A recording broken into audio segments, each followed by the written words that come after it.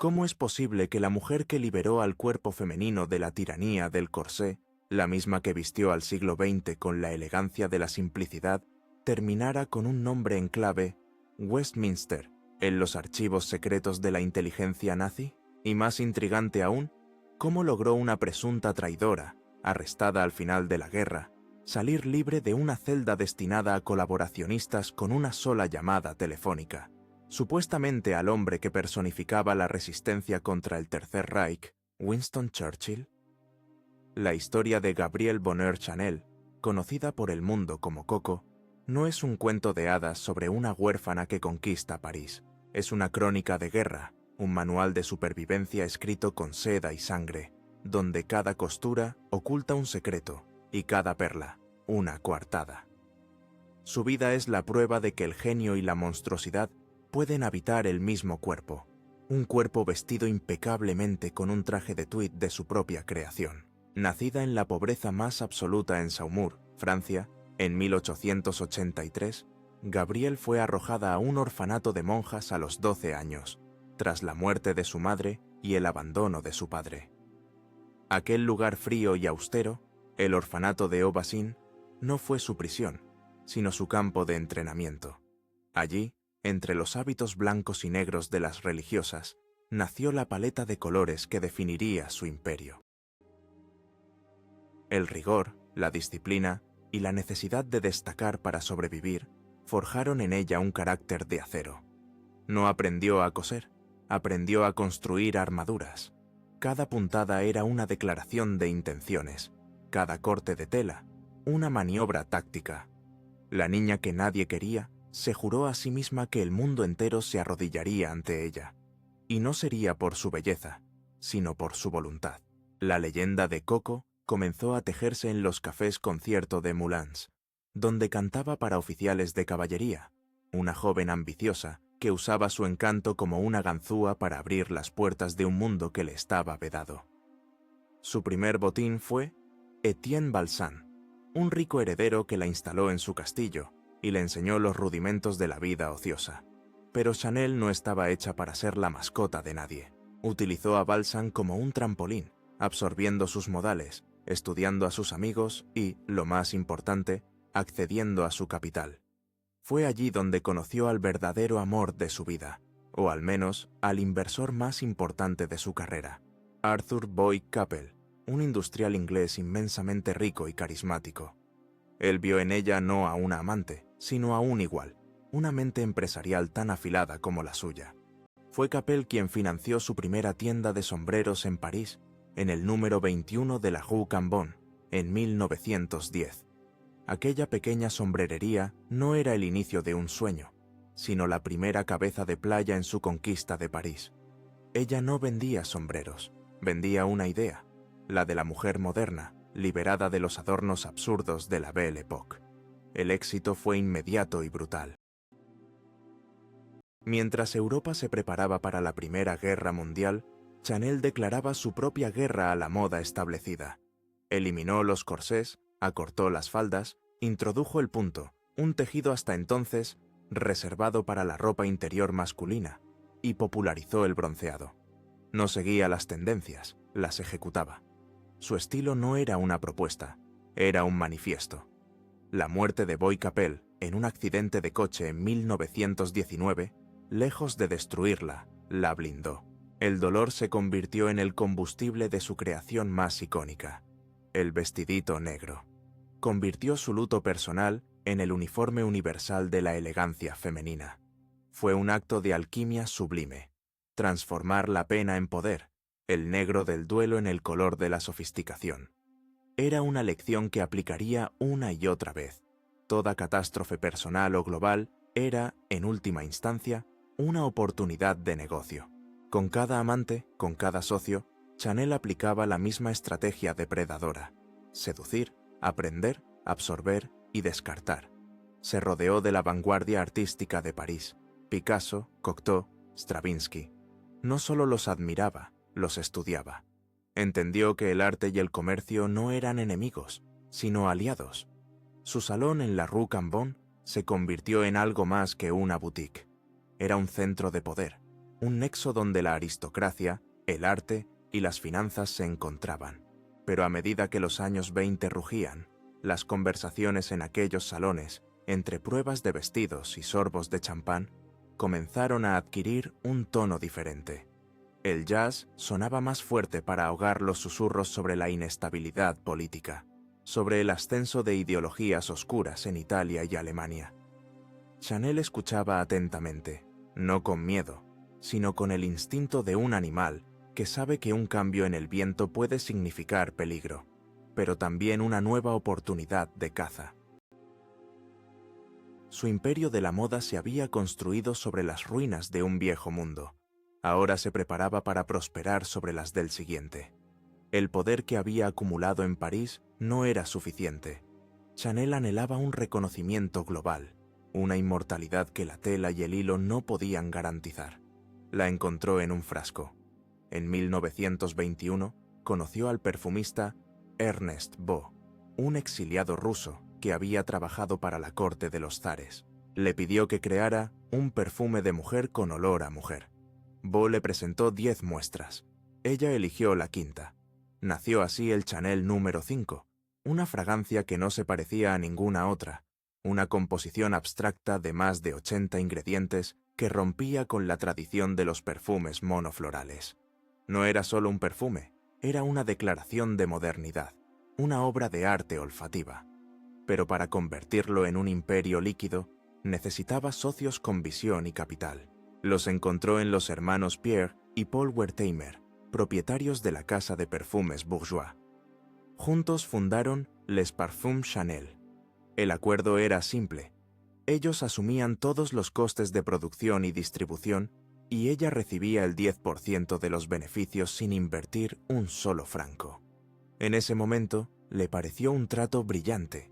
Años más tarde, consideraría esa firma el mayor error de su vida. Un error que intentaría corregir utilizando las herramientas más viles que la historia pondría a su alcance.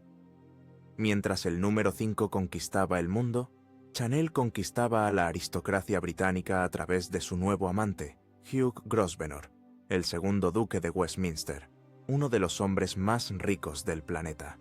Su relación, que duró una década, la catapultó a un estrato social inimaginable.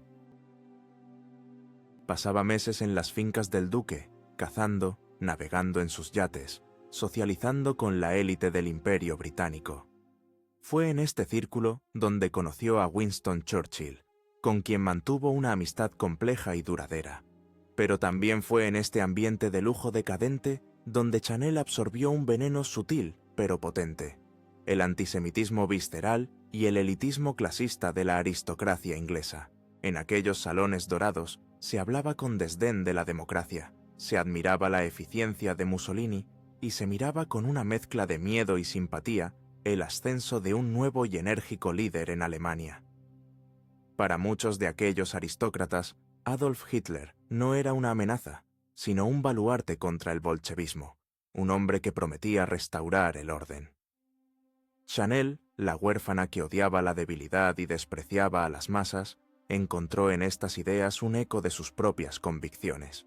El lujo no solo la había hecho rica, la estaba moldeando ideológicamente, preparándola para las decisiones que tomaría cuando el mundo se sumiera en la oscuridad. El estilo de vida con el duque de Westminster era opulento. Él la cubría de joyas fabulosas, pero el regalo más significativo fue un terreno en la Riviera francesa, en Roquebrune-Cap-Martin, donde ella construyó su villa, La Pausa.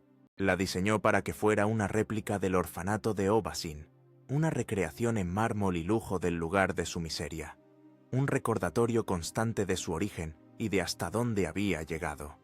Psicológicamente, era una declaración de victoria sobre su pasado. Era su fortaleza, su santuario, pero ni las joyas, ni las fincas, ni los yates podían darle lo que más ansiaba del duque, un heredero y el título de duquesa. Cuando quedó claro que no podía tener hijos, la relación se enfrió. Westminster necesitaba una esposa que le diera un sucesor, y Chanel no podía ser esa mujer. La ruptura, aunque civilizada, le dejó una cicatriz profunda. Una vez más, su origen la había traicionado. Por mucho tuit y perlas que llevara, para la rancia aristocracia siempre sería la pequeña costurera. Este resentimiento se sumó a su ya considerable arsenal de agravios contra un mundo que, a pesar de haber conquistado, sentía que nunca la había aceptado por completo. A medida que los años 30 avanzaban, el aire en Europa se enrarecía. El optimismo de los locos años 20 se había evaporado, reemplazado por la Gran Depresión y el ruido de las botas militares. Chanel, con su agudo instinto para los cambios de marea, lo percibió antes que muchos. Vio la fragilidad de la paz, la decadencia de una sociedad que bailaba al borde del abismo. Sus colecciones se volvieron más sobrias, casi marciales. Introdujo elementos náuticos, hombreras, una silueta más estructurada. Estaba, inconscientemente o no, diseñando el uniforme para la tormenta que se avecinaba. Su salón en la Rue Cambon seguía siendo un hervidero de actividad, pero ahora los clientes hablaban menos de fiestas y más de política. Se escuchaban nombres que pronto llenarían los titulares de todo el mundo. Las conversaciones sobre el rearme alemán, la debilidad de Francia y la inevitabilidad del conflicto se mezclaban con el aroma del número 5. París, la ciudad de la luz, comenzaba a proyectar sombras muy largas, y en esas sombras, Coco Chanel ya estaba calculando su próximo movimiento. La supervivencia, había aprendido en el orfanato, no consistía en ser la más fuerte, sino la más adaptable, y estaba a punto de demostrar hasta qué punto era capaz de adaptarse. En septiembre de 1939, cuando las tropas de Hitler invadieron Polonia y Francia y Gran Bretaña declararon la guerra a Alemania, Coco Chanel tomó una decisión drástica y reveladora. Con la frase lapidaria, «Este no es momento para la moda», cerró su casa de alta costura de la noche a la mañana, dejando en la calle a cerca de 4.000 empleadas, muchas de las cuales la habían servido durante décadas. Fue un acto de una crueldad calculada. Mientras sus competidoras, como Jeanne Lanvin o Elsa Schiaparelli, luchaban por mantener sus talleres abiertos para dar trabajo a su personal y mantener alta la moral francesa, Chanel bajó la persiana. No fue un acto de patriotismo, sino el primer movimiento en su guerra personal. Para ella, la guerra mundial no era una tragedia, era una inconveniencia que interrumpía el negocio y una oportunidad para ajustar cuentas con los sindicatos que habían organizado huelgas en sus talleres en años anteriores. Su mensaje era claro: si ella no podía reinar, entonces la moda en París no existiría. Se retiró a su apartamento privado en el Hotel Ritz, en la Plaza Vendôme, para esperar el desenlace de los acontecimientos. La espera no fue larga. En junio de 1940, el ejército alemán desfiló por los Campos Elíseos. París fue declarada ciudad abierta y comenzó la ocupación. El Ritz fue requisado por los nazis y se convirtió en el cuartel general de la Luftwaffe y el hogar de altos dignatarios del Tercer Reich, incluyendo a Hermann Göring. Y en ese nido de poder enemigo, Coco Chanel vivió cómodamente durante toda la guerra. Mientras la mayoría de los parisinos sufrían racionamiento, toques de queda y humillaciones diarias, ella disfrutaba de agua caliente, sábanas limpias y la mejor compañía que el bando ocupante podía ofrecer. Fue allí donde comenzó una relación amorosa con el barón Hans Günther von Dinklage, un apuesto oficial de la inteligencia militar alemana, la Abwehr. Spatz, como ella lo llamaba, era mucho más que un simple diplomático. Era un espía profesional, un maestro de la manipulación con acceso a los más altos niveles del mando nazi en París. Su relación con Chanel no fue un simple romance de guerra, fue una alianza estratégica. A través de Dinklage, Chanel obtuvo protección, privilegios y, lo más importante, una vía de acceso al poder nazi. ¿Por qué una mujer tan ferozmente independiente, un símbolo de la liberación femenina, se alió con una ideología que predicaba la sumisión de la mujer al hogar y la cocina? Las razones son una mezcla tóxica de ideología, oportunismo y cálculo frío. Su antisemitismo, adquirido en los círculos aristocráticos y reforzado por su propia visión elitista del mundo, la predisponía a simpatizar con los nazis. Veía en ellos una fuerza de orden capaz de aniquilar el comunismo, al que temía por encima de todo. Pero más allá de la ideología, estaba el pragmatismo. Chanel siempre se aliaba con el poder. En el París de 1940, el poder vestía el uniforme gris de la Wehrmacht. Su colaboración no fue pasiva, fue un acto deliberado. Fue reclutada formalmente por la Abwehr. Su número de agente era el F7124. Su nombre en clave, elegido quizás con una ironía cruel o como un guiño a su antiguo amante, el duque, fue Westminster. La modista que había revolucionado la forma de vestir de las mujeres se había convertido en una espía al servicio del Tercer Reich. Su valor para los alemanes no residía en su capacidad para obtener secretos militares, sino en su agenda de contactos. Era una figura de renombre internacional con conexiones en las altas esferas de Gran Bretaña y España. Su primera misión consistió en viajar a Madrid en 1941, con el pretexto de asuntos de negocios, para utilizar su amistad con el embajador británico, Sir Samuel Hoare, un viejo conocido de sus días con el duque de Westminster. El objetivo era recabar información política y evaluar la posibilidad de un acercamiento entre el ala pacifista del gobierno británico y los nazis. Chanel se movía con soltura en ese mundo de recepciones diplomáticas y conversaciones cifradas. No era una simple informante, era una agente activa que participaba en operaciones diseñadas para debilitar la moral de los aliados.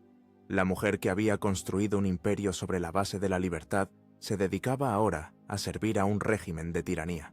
Era la máxima traición a todo lo que su propia leyenda representaba. Pero para Chanel, la lealtad era un lujo que nunca se había podido permitir.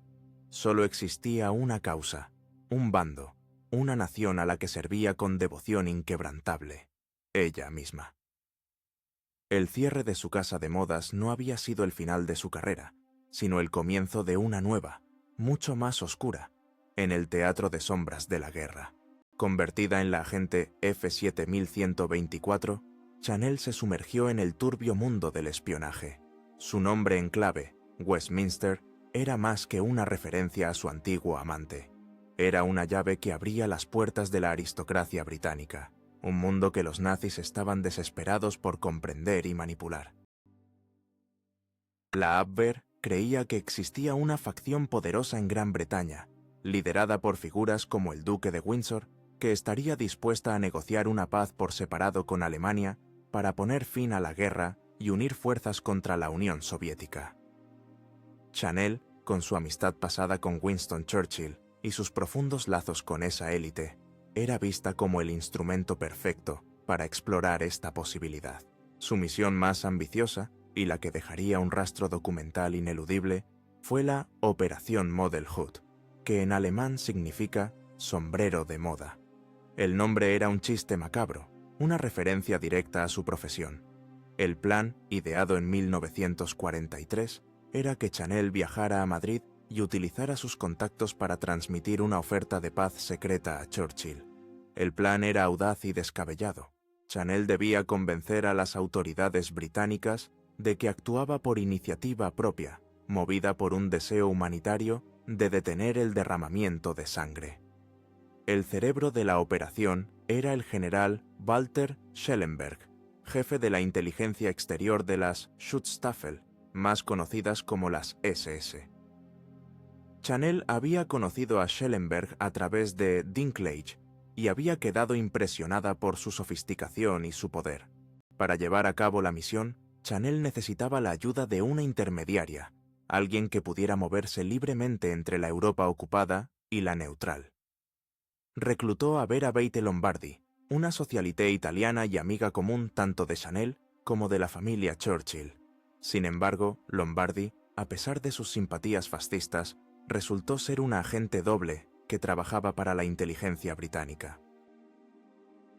Al llegar a Madrid, en lugar de facilitar el contacto, denunció a Chanel y todo el complot ante el MI6. La operación Sombrero de Moda fue un fracaso estrepitoso. No solo no logró su objetivo, sino que dejó un rastro de informes de inteligencia que detallaban la colaboración de Chanel con los nazis. Estos documentos, archivados y olvidados durante décadas, serían la bomba de relojería que finalmente destruiría su cuidada leyenda. La actividad de Chanel no se limitaba a grandes operaciones de capa y espada. Su día a día en el Ritz era un continuo ejercicio de recopilación de información. Su amante, Dinklage, la utilizaba como una fuente de inteligencia social. Ella escuchaba conversaciones, identificaba a posibles colaboracionistas entre la élite francesa, proporcionaba perfiles psicológicos de figuras influyentes que conocía. ¿Lo hacía por convicción, por amor a Dinklage, o por el simple placer del poder que le confería estar en el centro de la telaraña? Probablemente una combinación de todo ello. Se sentía halagada por la atención de hombres poderosos como Schellenberg. Disfrutaba del juego peligroso del espionaje. Era una extensión de lo que siempre había hecho: usar a las personas como piezas en su propio tablero de ajedrez. Su colaboración era un secreto a voces en ciertos círculos de París. Mientras la resistencia luchaba y moría en las sombras, la gran dama de la moda francesa cenaba con los verdugos de su país.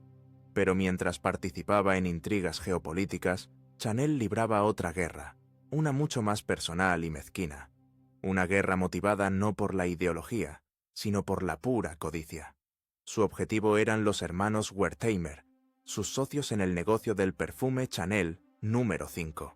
Desde que firmó el contrato en los años 20, se había sentido estafada. Creía que su 10% era una miseria comparado con los beneficios astronómicos que generaba la fragancia más vendida del mundo. La ocupación nazi y sus leyes arias, que forzaban la expropiación de empresas y bienes judíos, le parecieron la oportunidad perfecta para vengarse y tomar el control total del imperio del perfume. Esta batalla, librada en despachos y con cartas oficiales, revelaría una faceta de su carácter aún más oscura que su trabajo como espía. ¿Traicionar a tu país es el peor de los crímenes? ¿O lo es intentar enriquecerte a costa del genocidio? Juzga tú. ¿Crees que la genialidad de un artista le da derecho a una moral diferente? ¿O que sus actos deben ser juzgados con la misma vara que los de cualquier otra persona, sin importar su talento? Queremos saber tu opinión. Déjala escrita en los comentarios. La guerra que Coco Chanel declaró a sus socios comerciales, los hermanos Wertheimer, fue una campaña metódica y despiadada. Aprovechando las leyes raciales del régimen de Vichy y de los ocupantes alemanes, en 1941 escribió una serie de cartas a las autoridades nazis. En ellas reclamaba la propiedad exclusiva de Les Parfums Chanel, argumentando que, según la legislación vigente, la empresa debía ser arianizada, es decir, arrebatada a sus dueños judíos y transferida a un propietario ario. Ella, por supuesto, se presentaba como la candidata ideal. En sus escritos no había rastro de ambigüedad. Denunciaba a los Wertheimer como una raza de judíos y afirmaba que sus derechos como creadora original habían sido usurpados. No era solo un movimiento empresarial, era un acto de delación, un intento de utilizar la maquinaria del Holocausto para su propio beneficio financiero. Chanel estaba dispuesta a construir su fortuna sobre las ruinas de las vidas de los hombres que la habían ayudado a construirla. El perfume del éxito, para ella, olía a traición. Lo que Chanel no sabía era que los Wertheimer habían sido más listos y más rápidos que ella. Anticipando la persecución nazi, en 1940, antes de huir de Francia hacia los Estados Unidos de América, habían transferido legalmente la propiedad de la compañía a un amigo y empresario francés no judío, Félix Amiot. Amiot, un fabricante de aviones que colaboraba con los alemanes, era intocable. Cuando Chanel presentó su reclamación, se encontró con que, sobre el papel, la empresa ya era de propiedad aria. Su plan se vino abajo. Fue una jugada maestra por parte de los Wertheimer, una que no solo salvó su negocio, sino que también expuso la perfidia de Chanel de una manera que la dejaría vulnerable en el futuro. La ironía de la situación era brutal. Para intentar destruir a sus socios judíos, Chanel había confiado en el poder nazi, solo para ser derrotada por un colaboracionista francés que protegía los intereses de esos mismos socios. La guerra por el número 5 se había convertido en una farsa de traiciones cruzadas, un vodevil macabro jugado en el escenario del genocidio. Este episodio es crucial para entender la verdadera naturaleza de Coco Chanel. Su colaboración con los nazis no fue simplemente una cuestión de supervivencia o una aberración romántica con un oficial alemán. Fue una estrategia activa y deliberada, guiada por el antisemitismo, el resentimiento y una codicia sin límites. Estaba dispuesta a utilizar cualquier arma a su disposición, incluidas las cámaras de gas de forma indirecta, para lograr sus objetivos. El hecho de que fracasara no la absuelve de la intención. La historia de su intento de adquisición hostil es quizás más condenatoria que su trabajo como espía, porque despoja su colaboracionismo de cualquier posible justificación romántica o ideológica y lo reduce a su esencia más pura, un frío cálculo financiero.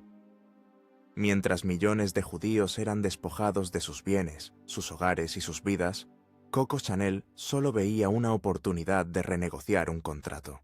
Esto plantea una pregunta incómoda. ¿Qué es peor, el mal cometido por fanatismo o el mal cometido por indiferencia y afán de lucro? La guerra continuó su curso sangriento, ajena a las pequeñas intrigas de Chanel. El péndulo del poder comenzó a oscilar. Tras las victorias aliadas en el norte de África y el desembarco en Italia, el destino del Tercer Reich parecía cada vez más sellado. En París, la atmósfera cambió. El miedo de los ocupados se transformó lentamente en esperanza, mientras que la arrogancia de los ocupantes dio paso a la ansiedad. Chanel, con su infalible instinto de supervivencia, debió de sentir el cambio en el viento. Su protector, Dinklage, y sus poderosos amigos en la Abwehr y las SS ya no parecían tan invencibles. La red de seguridad que había tejido a su alrededor comenzaba a deshilacharse. El mundo que había elegido, el de los vencedores temporales, estaba a punto de derrumbarse y con él corría el riesgo de ser arrastrada. La liberación de París se acercaba y con ella la hora del juicio. Para miles de colaboracionistas significaría la humillación pública, la cárcel o un pelotón de fusilamiento. Y el nombre de Coco Chanel estaba en muchas listas. En agosto de 1944, la Ciudad de la Luz finalmente se liberó de sus sombras. Las tropas aliadas y las fuerzas francesas del interior entraron en París en medio de una explosión de júbilo. Pero la alegría de la liberación vino acompañada de una sed de venganza. Empezó la épuration sauvage, la purga salvaje. Las mujeres acusadas de colaboración horizontal con soldados alemanes eran rapadas en público. Los colaboracionistas reales o supuestos eran detenidos, juzgados sumariamente y, en muchos casos, ejecutados en las calles. En medio de este caos de celebración y represalia, un grupo de miembros de la resistencia se presentó en la suite de Coco Chanel en el Ritz. Fue arrestada bajo la acusación de colaboracionismo con el enemigo. El momento que tanto había temido había llegado. Fue conducida a un centro de detención, su futuro pendiente de un hilo. Para una mujer que lo había controlado todo durante toda su vida, la pérdida total de control debió de ser aterradora. El destino que le esperaba parecía sellado. En el mejor de los casos, la cárcel. En el peor, la muerte. Y entonces ocurrió algo inexplicable. Apenas unas horas después de su arresto, Coco Chanel fue puesta en libertad. Salió del centro de detención y regresó al Ritz como si nada hubiera pasado. ¿Qué había ocurrido en esas pocas horas? ¿Cómo había logrado escapar de una justicia que parecía inevitable? Aquí es donde la historia se funde con la leyenda, una leyenda que la propia Chanel se encargó de alimentar. Según la versión más extendida, durante su breve interrogatorio, pidió hacer una llamada telefónica. El número que marcó, o que mencionó, fue el de su viejo amigo, el primer ministro británico, Winston Churchill. La historia cuenta que una intervención directa de Churchill desde Londres fue lo que aseguró su liberación inmediata. No existen pruebas documentales concluyentes de esa llamada, pero la hipótesis es plausible. Churchill, conocedor de los círculos pro-paz en los que Chanel se había movido, Podría haber temido que un juicio público revelara secretos embarazosos sobre la élite británica y sus simpatías nazis antes de la guerra. Sacrificar la justicia en el caso de una colaboracionista francesa era un precio pequeño a pagar para evitar un escándalo mayúsculo en Gran Bretaña. Otras teorías sugieren que fue liberada por miembros de la resistencia que en realidad eran agentes dobles británicos, o que simplemente no había pruebas suficientes en ese momento para retenerla. Lo cierto es que alguien con mucho poder intervino. Su liberación fue tan rápida y tan silenciosa que levantó sospechas de inmediato. Mientras otros colaboracionistas menos importantes eran castigados con saña, la agente F7124, nombre en clave Westminster, quedaba libre. Había sobrevivido una vez más utilizando su más valioso activo, sus conexiones. Sin embargo, el aire de París se había vuelto irrespirable para ella. Aunque había evitado la justicia oficial, no podía escapar del juicio de la calle. Su nombre estaba manchado. Poco después de su liberación, hizo las maletas y, acompañada por su amante nazi, Hans Günther von Dinklage, cruzó la frontera hacia un exilio autoimpuesto. El lugar elegido para esperar a que pasara la tormenta fue la neutral y discreta Suiza. El exilio de Chanel en Suiza duró casi una década. Se instaló a orillas del lago Le Mans, en Lausana, viviendo una vida de lujo tranquilo y un aparente olvido. Desde su refugio alpino, observaba cómo el mundo de la moda, que ella había abandonado, resurgía de sus cenizas, y lo que veía la horrorizaba. En 1947, un nuevo diseñador, Christian Dior, presentó su primera colección. Fue una revolución. La llamó el New Look, faldas amplias y largas que requerían metros de tela, cinturas de avispa ceñidas por corsés internos, hombros redondeados. Era la antítesis de todo lo que Chanel representaba. Era una vuelta a la ostentación, a la restricción, a una feminidad artificial que ella había luchado por destruir. Chanel lo odió con toda su alma. Lo consideraba un paso atrás, un insulto a las mujeres. Y ese odio fue el catalizador de la decisión más audaz de su vida. En 1954, a la edad de 71 años, cuando la mayoría de la gente está retirada, decidió que era hora de volver. Decidió regresar a París para destronar al nuevo rey y reclamar su corona. El regreso no fue fácil. Su reputación en Francia seguía por los suelos. Nadie en la industria de la moda parisina quería financiar el retorno de una colaboracionista. Y entonces, en un giro del destino que supera a cualquier ficción, la ayuda llegó del lugar más inesperado: los hermanos Wertheimer, los mismos hombres a los que había intentado despojar de su negocio, utilizando las leyes nazis, se convirtieron en los patrocinadores de su regreso. ¿Por qué lo hicieron? No fue un acto de perdón. Fue una decisión de negocios de una astucia genial. A lo largo de los años, los Wertheimer no solo habían conservado la propiedad de los perfumes Chanel, sino que también habían adquirido el control total de su casa de modas. Se dieron cuenta de que el nombre Chanel seguía siendo una marca con un valor incalculable, pero una marca que necesitaba a su creadora para revitalizarse.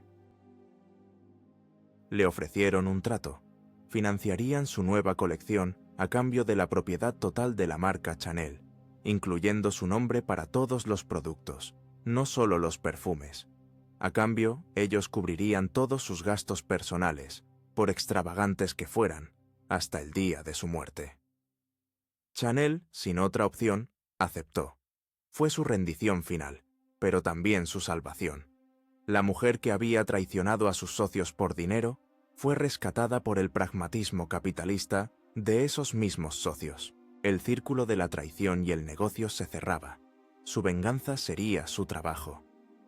La primera colección de su regreso, presentada en febrero de 1954, fue un desastre. La prensa francesa la masacró. La acusaron de ofrecer los mismos diseños de los años 30, de no haber evolucionado. La sombra de la guerra todavía pesaba sobre ella. Parecía que su carrera estaba acabada para siempre. Pero entonces ocurrió otro milagro, esta vez procedente del otro lado del Atlántico. La prensa estadounidense menos preocupada por los fantasmas de la ocupación y más interesada en la funcionalidad y la elegancia de sus diseños, aclamó la colección como una obra maestra. Las mujeres estadounidenses, pragmáticas y activas, vieron en sus trajes de tweed la respuesta a sus necesidades. Se enamoraron de la idea de una moda cómoda, chic y atemporal. El éxito en los Estados Unidos de América fue tan abrumador que arrastró al resto del mundo. En cuestión de meses, Coco Chanel estaba de nuevo en la cima. No solo había regresado, sino que había iniciado la segunda era de su reinado, una que sería aún más poderosa y duradera que la primera. ¿Fue un acto de redención a través del arte o la prueba definitiva de que en nuestro mundo el éxito tiene el poder de blanquear cualquier pasado? Piénsalo y dinos, si tuvieras que elegir un bando en esta historia, ¿estarías con el genio que regresó del exilio para cambiar la moda de nuevo? ¿O con la justicia que nunca llegó a juzgar sus crímenes? Escribe tu elección en los comentarios. Con su trono recuperado, Chanel se dedicó a consolidar su imperio y a reescribir su propia historia. Los años 50 y 60 fueron testigos del nacimiento de sus creaciones más perdurables, los iconos que hoy definen el ADN de la marca. El primero fue el traje de tweed. Inspirado en la ropa deportiva masculina que había conocido a través del Duque de Westminster, lo refinó hasta convertirlo en el uniforme de la mujer moderna. Era la encarnación de su filosofía: lujo, comodidad y una elegancia discreta. Cada detalle estaba pensado. El forro de seda cosido a la chaqueta, la pequeña cadena dorada cosida en el dobladillo para asegurar una caída perfecta. No era solo ropa, era una pieza de ingeniería social, un símbolo de estatus para una nueva generación de mujeres independientes. Con el traje de tweed, Chanel no solo vendía moda, vendía poder. Luego, en febrero de 1955, lanzó otro icono, el bolso 2.55.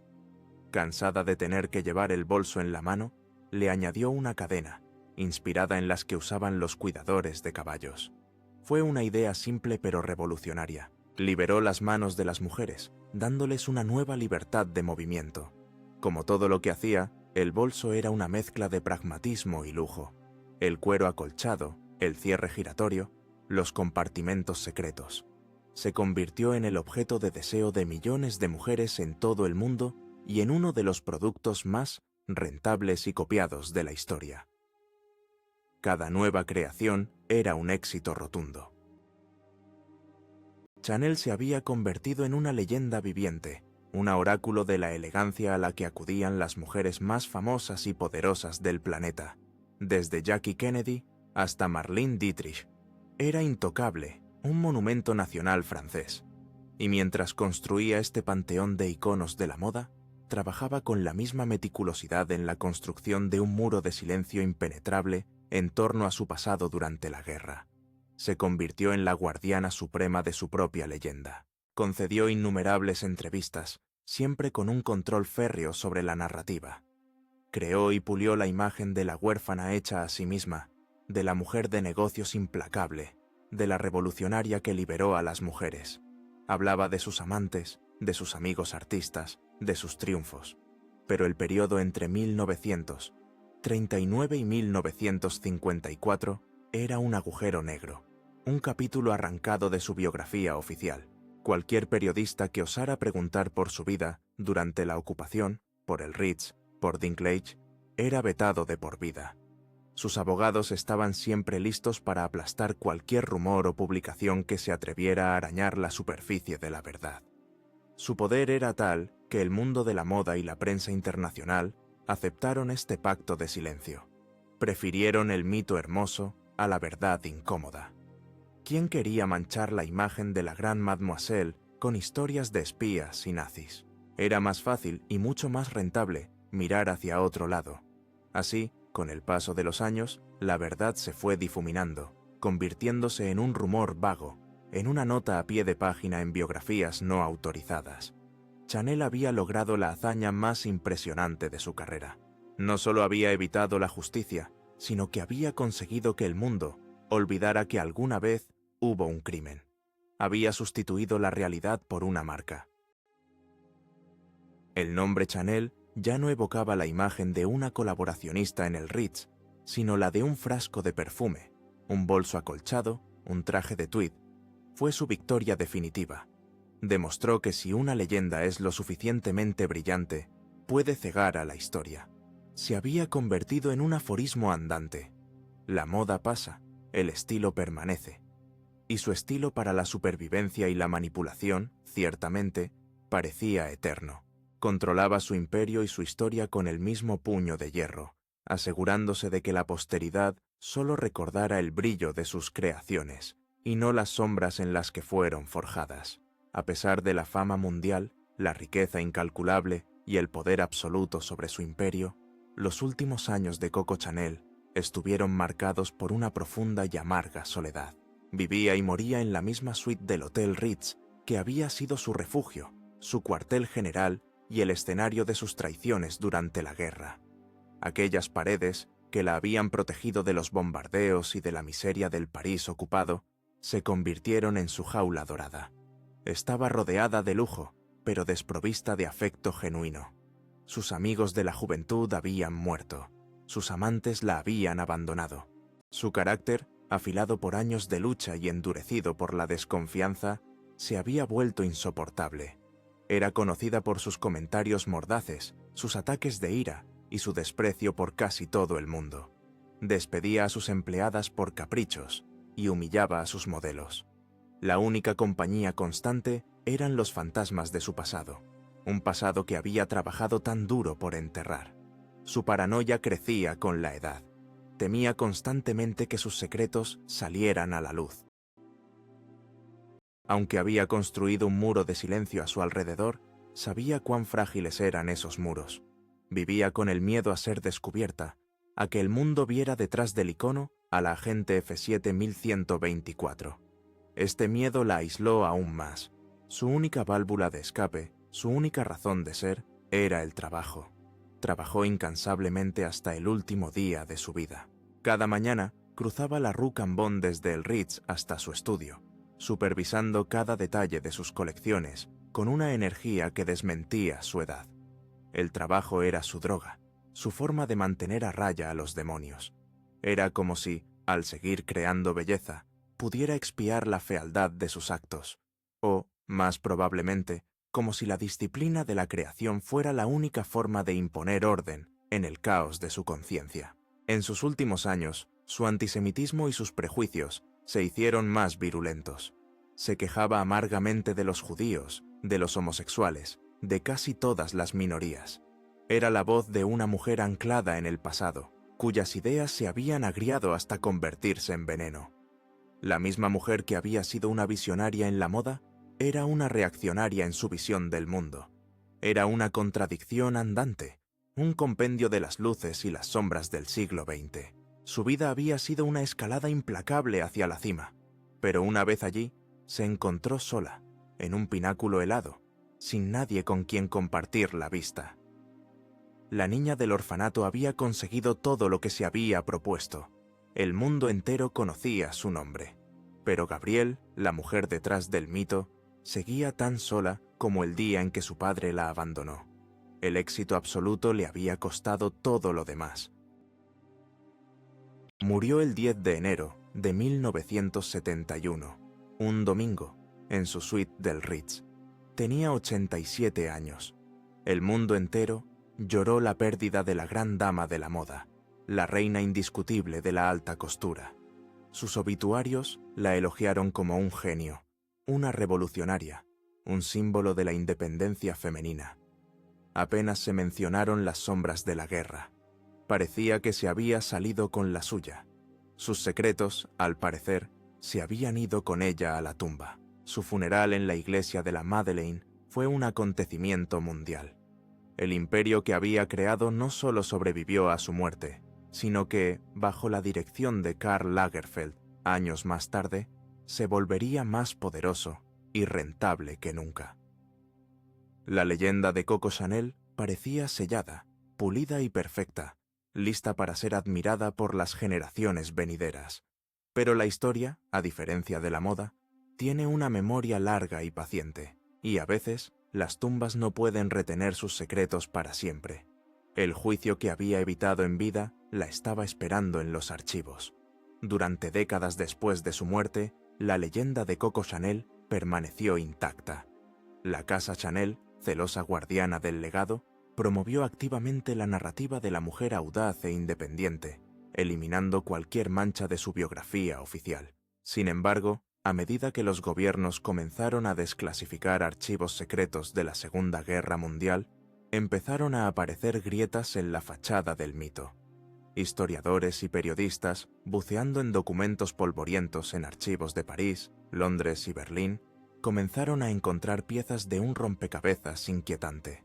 Informes de inteligencia británicos, interrogatorios de oficiales nazis capturados, registros de la Abwehr. Y en medio de esos papeles, un nombre aparecía una y otra vez: Coco Chanel, agente F7124, nombre en clave Westminster. La bomba estalló en 2011 con la publicación del libro del periodista Hal Vaughan, Durmiendo con el enemigo, la guerra secreta de Coco Chanel. Basándose en una investigación exhaustiva de esos archivos recién abiertos, Vaughan no solo confirmó la relación de Chanel con el espía nazi Hans-Günther von Dinklag, sino que aportó pruebas documentales de su reclutamiento por la Abwehr, su número de agente y su participación en misiones como la Operación Model Hood. El libro era irrefutable. Ya no se trataba de rumores o especulaciones, sino de hechos históricos respaldados por documentos. El escándalo fue mundial. El mundo se vio obligado a confrontar una verdad incómoda.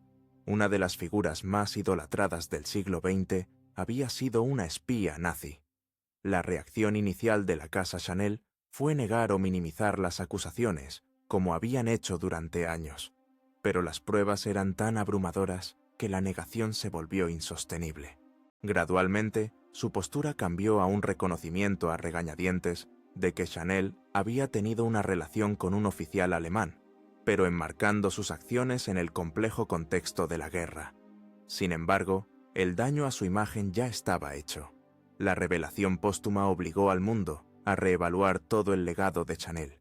¿Se puede seguir admirando el vestidito negro sabiendo que fue creado por una mujer que intentó usar las leyes del Holocausto para enriquecerse?